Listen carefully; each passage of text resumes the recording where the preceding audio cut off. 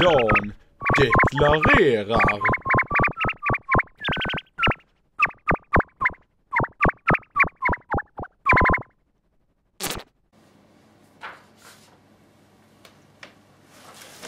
Hej allesammans och välkomna ska ni vara till det första avsnittet av Dan deklarerar.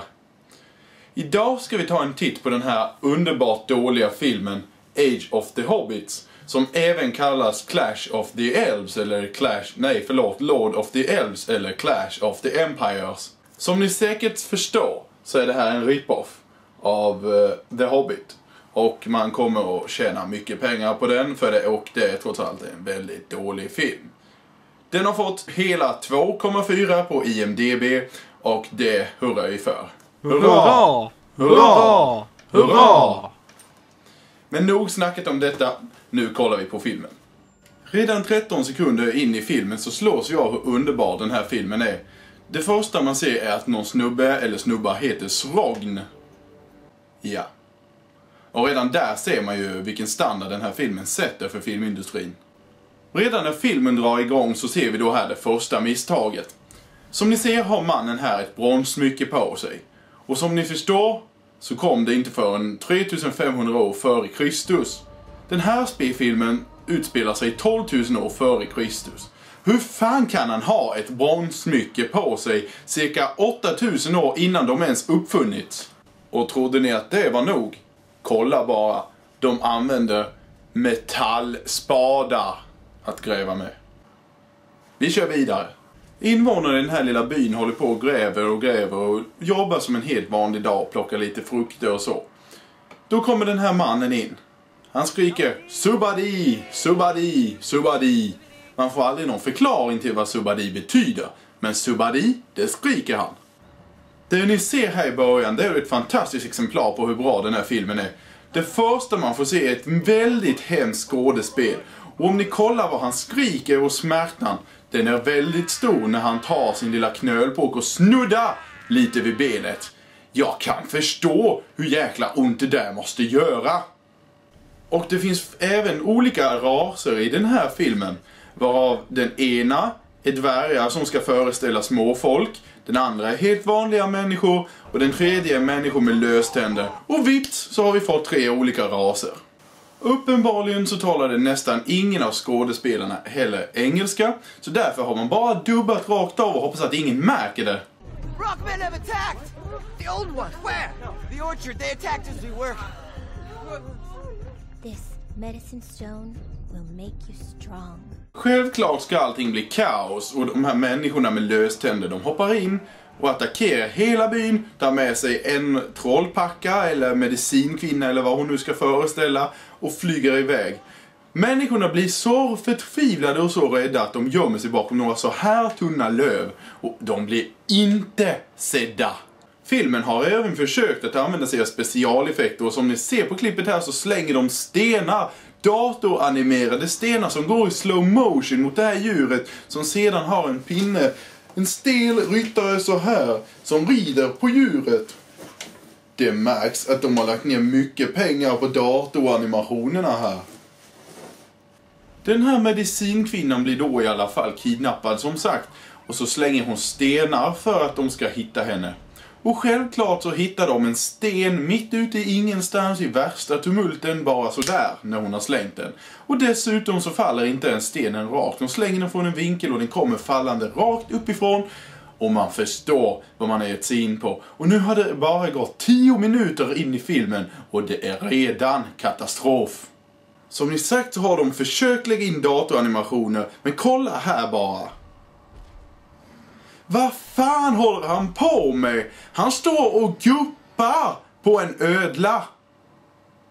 Ja, vi fortsätter att se vad den här filmen har att bjuda på. Det verkar ju väldigt lovande än så länge.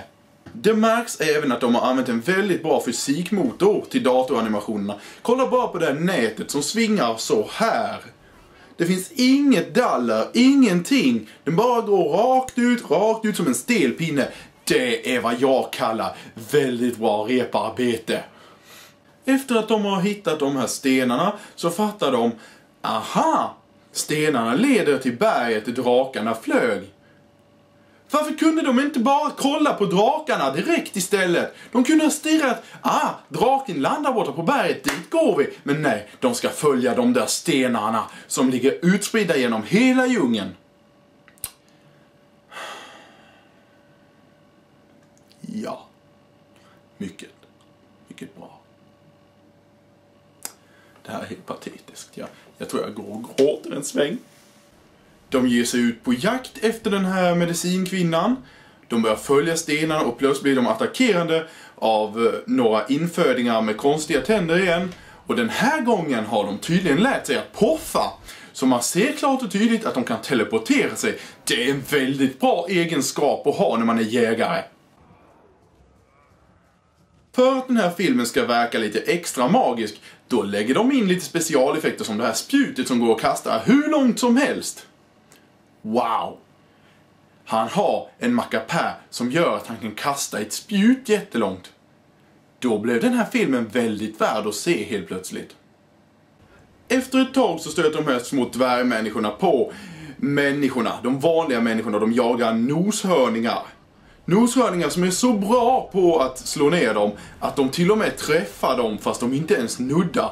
Och det är en väldigt bra jaktegenskap också fast från djurens sida. Den här världen, den är väldigt farlig. De små dvärgarna som ska föreställa hobbitar bländar noshörningen och räddar en man som sätter in ett spjut i noshörningen. Noshörningen ramlar omkull och sen drar han ut spjutet efteråt trots att spjutet inte ens satt där när snubben ramlade. Det är starkt gjort. Det är både magi och försummelse i den här filmen. En bra blandning. Det gör den väldigt spännande att titta på. Nästan lika spännande som när jag vattnar gräset.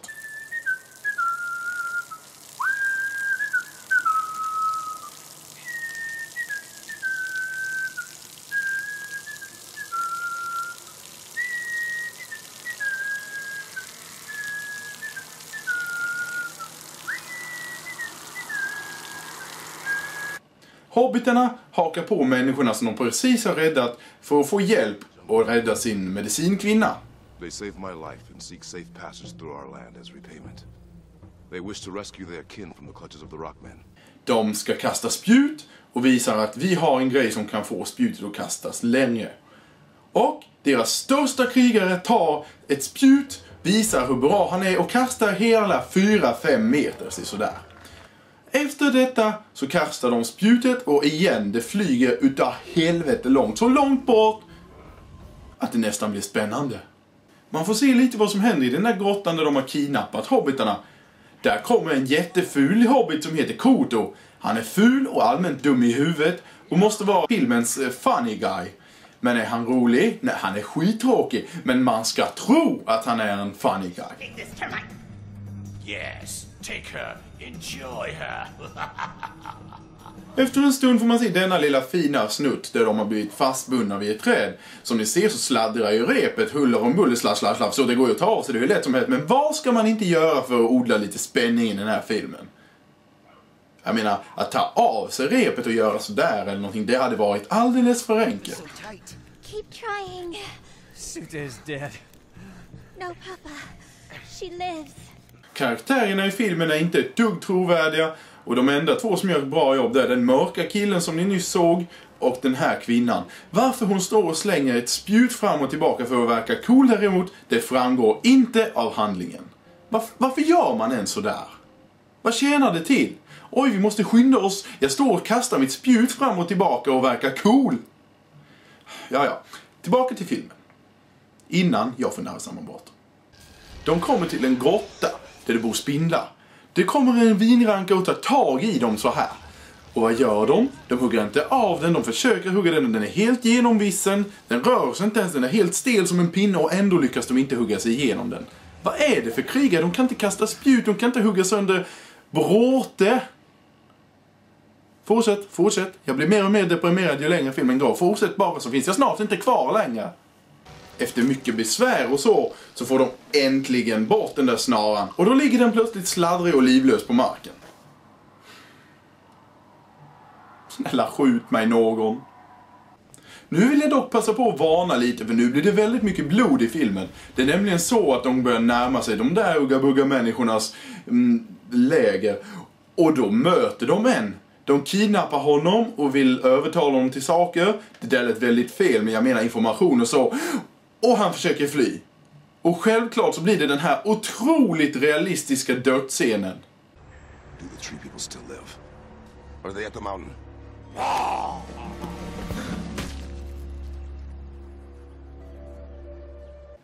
Inga efterryckningar, han rör sig inte ens, man får inte se när han slår huvudet i stenen. Jag känner alltså att mina pengar, de har gått till bra nytta när jag köpte den här filmen. Vänta lite. Om vi spolar tillbaka till det där, såg ni då dessutom att det var en fluga som klättrade på honom precis efter att han nuddat vid marken? Snacka om att flugorna är ute efter as. De börjar komma nära de där onda människorna nu. Riktigt nära. Men resan blir farligare och farligare och de börjar komma nära massa farliga ödlor. Ödlorna är så farliga att de inte kan tänka tanken på att gå runt allting, gå in i skogen och gå förbi ödlorna. Nej, de måste ta vägen som bara går ett par meter framför dem. Trots att det finns gott om plats att gömma sig och inte ens behöva ta den här striden. Och vilken strid är det sen? Ja, ödlorna, de står mest och guppar upp och ner och hoppar runt. De får sår som sitter där på halsen som svävar liksom runt. De svävar runt de där såren, de sitter inte fast på huden. Efter det så stöter de ett spjut i en av ödlorna och puff, striden är över. Och den sista ödlan står och fräser och i nästa klipp kan han död i marken med spjut i magen. Jag menar, hur fan brottar de ner den? Vad är det för utmaning? Varför var de så farliga? Ödlorna är för fan inte ens gjort något motstånd. De har bara stått där och guppat. Och det var väl typ den bästa stridsscenen i hela filmen. Så det säger en hel del om vad ni ska uppleva härnäst. Ja, vi fortsätter med filmen. Det är ju i alla fall trots allt 40 minuter kvar. Så vad kan det gå fel? Förutom allt. Precis allt i den här filmen verkar gå fel. Nu har det gått 53 minuter i filmen och de har äntligen nått den där grottan som vi har suttit och väntat på i en timme ungefär. Och vad händer? Jo, det står en massa folk där och de springer såklart inte fram den här gången. De hade kunnat springa fram, men av någon anledning så kom de på den smarta idén att vi kan gå runt allting. Det hade de kunnat ha lite nytta av för en sådär 5-10 minuter sedan. Efter en stund så har de gått runt hela det där och hittat en annan ingång. Och vad ser vi då? Jo, vi ser en pytteliten kolsvart liten grotta. Han går in i den och plötsligt är den stor som fan. Det är ljus. Det ser ut som att han har kommit in i himlen eller något. Det värsta templet. Jag fattar ingenting. Det påminner lite om de här små rollspelen till Nintendo och Super Nintendo. Där gubben är så liten och plötsligt är han inne i ett så stort hus som var så där stort på kartan. Det var så de tänkte när de gjorde den här filmen. Här får vi då äntligen se en av filmens 2 huvudskurkar och det är drottningen eller kejsarinnan för hela grottan. Hon håller på att offra en liten sån här tjej, dvärg. Och för ovanlighetens skull så dör faktiskt någon som är god. Men för att göra den här scenen extra läskig så har de sett till att dubba henne väldigt dåligt. Titta bara på det här. Moon God, accept this sacrifice! Man känner ju hur man ryser i hela kroppen bara vid anblicken av den här scenen. Den här modiga killen försöker gå in och rädda dem. Han är så modig att han tar en fackla och ställer sig bakom en sten som när vakten går förbi märker han inte att det står en fackla och brinner fucking en halv meter ifrån honom. Han bara går förbi. Och vad gör snubben när han ska prata med förresten? Han står och bankar med en sten på väggen. Alltså det känns verkligen som att de som har haft grips och sånt i den här filmen, som står för vad alla karaktärer ska göra, de har koll på läget. De vet precis vad de ska göra och hur de ska få världen att se levande ut, även om det innebär att man står och hugger i fucking väggen med en sten.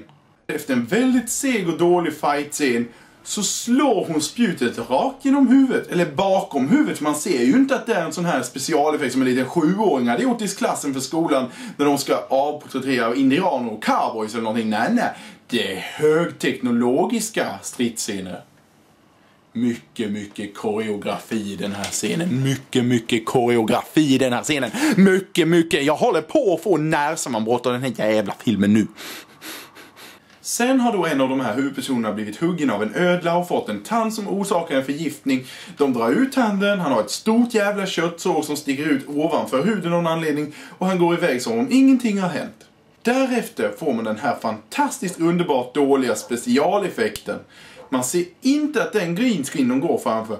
Varför de valde en greenscreen, det fattar man inte. De har kulisser och skit i varenda jävla scen. Men just i den här scenen med den svartvita bakgrunden, då ska det vara greenscreen. På något vänster så lyckades de då hitta den där snubben som stod med en fackla mitt i alltihopa och försöker döda honom. Men vad händer då? Jo, det kommer ett spjut eller någonting och träffar henne i ögat. Spjutet har på något vänster gått rakt igenom alla folkmassor som står i vägen. Och dessutom så reser sig snubben och springer iväg. Jag menar, vad ska man med sig sådär 4 till 8 vakter som trycker ner en till om man bara kan resa sig upp och gå därifrån? Jag menar, tja, jag är trött nu på fånge, jag går nu, hejdå, jag flyr, hejdå. Efter att ha sett den här filmen i sig sådär en timme lite drygt nu, så undrar man, vad händer med all action som man ser på sidan här? Och vad är drakarna? Jo, drakarna, de kommer här precis framåt slutet. Och de är jättedåligt animerade med jättedåliga ryttare. Kolla bara här när de här människorna springer iväg. Och typ 1 sekund efteråt sitter de redan på drakarna och ser ut som fyrkanter. Dessutom verkar de här mörka killarna ha blivit ljushyade så fort de satte sig på drakarna också.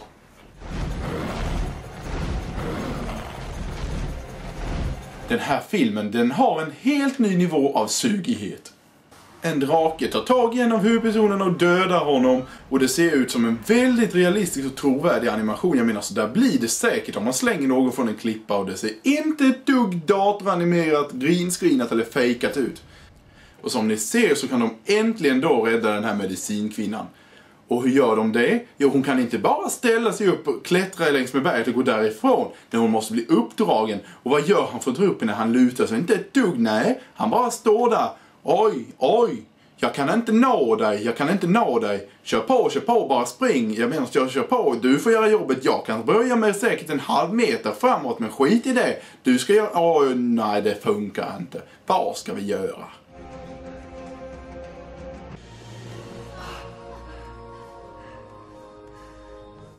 Nu är i princip filmen slut. En massa onda gubbar och en massa goda gubbar dör och sådär. Men det orkar jag inte ta med. För filmen är så underbart sugigt dåligt att jag bara skulle slösa tid på att ha med det. Vad ser vi här också? På slutet? Jo, vi får en demonstration över hur underbara kameraklippningar filmen har. Här är tjejen jätteglad. Och några sekunder senare är hon gravallvarig. Det är nästan som hon fått hela världens ansvar på sina axlar på bara några sekunder. Självklart när man tror att filmen ska hålla på att ta slut. Då reser sig en ond snubbe upp. Han har överlevt allting. Han ska attackera dem. Men han får en pil i huvudet som inte sitter fast utan gungar runt lite sådär snålt med blodet och så. Sen dör han. De går fram till hans lik. Och plötsligt så tycker han att det är en bra idé att slänga ifrån sig klubban och dra bort armen trots att han redan är död. Den här filmen måste vara en av de sämsta filmer jag någonsin har sett. 87 minuter av ren sugighet. De har bytt namn på filmen 3 gånger för att tjäna pengar. Det finns ingen manus, inget skådespel, inga bra datoranimationer. Och klippningen, den sug dase. Så vad säger vi om den här filmen? Jo, nästan 1,5 timme ren sugighet. Men å andra sidan, Sten Elfström är ju nästan med i filmen. Han ser ju praktiskt taget ut som honom, han som är medicinmännen. Ni vet, Sten Elfström från Äkta människor. Så, filmen får 10 av 10.